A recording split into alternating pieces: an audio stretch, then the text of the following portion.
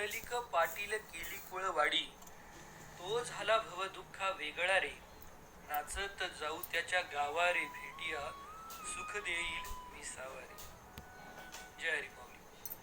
तर श्रीकृष्ण रुसून गेलेल्या रुक्मिणीला शोधण्यासाठी द्वारकेतून दिंडीरवनात आले होते. त्याच वेळी भगवंतांना भक्त पुंडलिकाची आठवण झाली आणि ते त्याला भेटण्यासाठी त्याच्या आश्रमामध्ये आले. मग हे भक्त पुंडलिक कोण आणि त्यांना भगवंत भेटण्यासाठी का आले हे तुम्हाला ही कथा ऐकल्यानंतर नक्कीच लक्षात येईल. तर द्वापार युगात मुचकुंद नावाचा एक पराक्रमी राजा होता. देव आणि दानवांच्या युद्धात देवांनी त्यांच्याकडे मदत मागितली. त्यावेळेस मुचकुंद राजाने खूप पराक्रम दाखवला आणि देवी देवतांना विजय प्राप्त करून दिला. त्यामुळे देवांनी प्रसन्न होऊन त्यास वर मागण्यास सांगितले.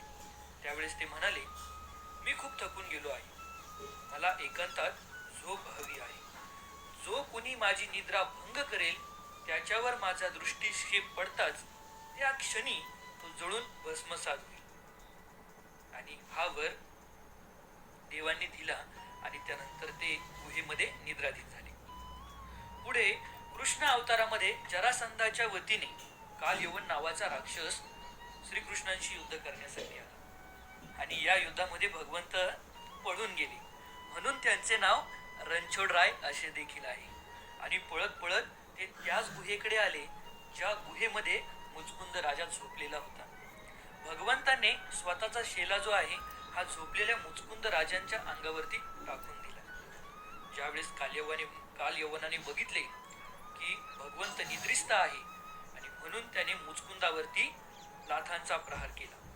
ज्या क्षणी मुचकुंदाला जाग आली त्याने अत्यंत क्रोधित नजरेने कालयवनाकडे पाहिले.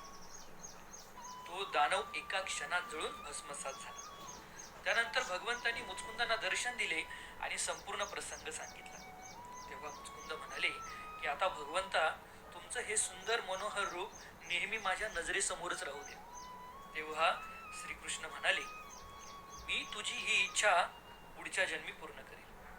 आणि हाच राजा मुचकुंद पुढे भक्त पुंडलिकाच्या रूपाने दिंडीरवनामध्ये पंढरपूर क्षेत्रामध्ये यांनी जन्म घेतला आणि त्यांच्या कृपेमुळे आज आपण 28 युगापासनं विठ्ठलांना विटेवरती उभे बघत आहोत. तर या प्रकारे आजही पंढरपूर धाममध्ये त्या ठिकाणी विठ्ठल आणि रुक्मिणी, भगवान श्रीकृष्ण रुक्मिणी विराजित आहे, विटेवरती उभे आणि कटेवरती हात.